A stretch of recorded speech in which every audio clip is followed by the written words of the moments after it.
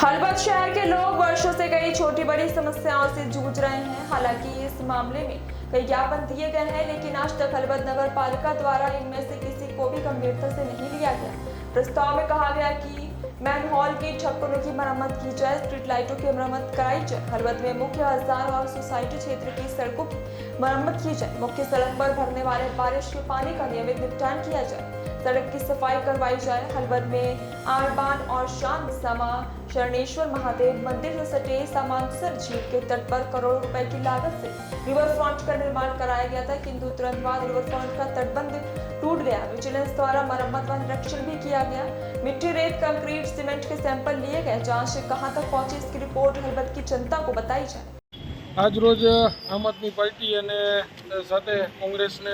બધા હોદ્દેદારો સાથે મળી અને હળવદની જે કહી શકાય, હળવદ શહેર આટલા વર્ષોથી જે શહેર તરીકે જે નગરપાલિકાનું શાસન જે ભોગવે છે, તો એની અંદર જે કોઈ પણ સમસ્યાઓ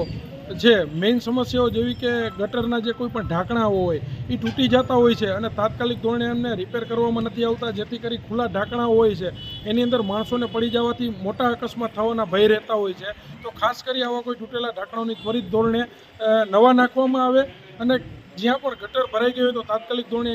ગટરની સાફ સફાઈ કરવામાં આવે। વરસાદી પાણીના નિકાલો મેઇન બજારોની અંદર જ્યાં નથી થતા હોતા, તો તાત્કાલિક ધોરણે એમનું કેવી રીતના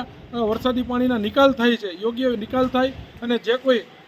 પાઇપલાઇન નાખવા માટે અથવા ગેસની લાઈન નાખવા માટે અથવા કોઈ બીજા કેબલ નાખવા માટે જાહેર રસ્તાઓ જે તોડફોડ કરીને તોડવામાં આવ્યા હોય એમની ઉપર મેટલિંગ કામ કરી, ડામર રોડ કરી, પેચિંગ વર્ક કરી તાત્કાલિક ધોરણે એને લેવલ કરવામાં આવે, જેથી કરી સામાન્ય પ્રજા પાણી ભરાયેલું હોય તો અકસ્માત થવાના ભય ન રહે। એક તો એ વસ્તુ અને મેઇન પ્રશ્ન જે શણેશ્વર મહાદેવ પાસે જે તળાવ આવેલું છે, એ તળાવની અંદર આજથી થોડાક સમય પહેલાં જે રિવરફ્રન્ટ સ્વરૂપે રિવરફ્રન્ટ જે બનાવેલો હતો એની અંદર બનાવ્યા પછી થોડાક સમયની અંદર એમની જે પાળ બેસી ગઈ હતી અને એમની જે તે સમયે વિજિલન્સ તપાસ પણ થયેલી હતી, તો આ તપાસની અંદર કોણ ભાગીદાર હતું, કોણ સામેલ હતું, એની અંદર રેતી, સિમેન્ટ અને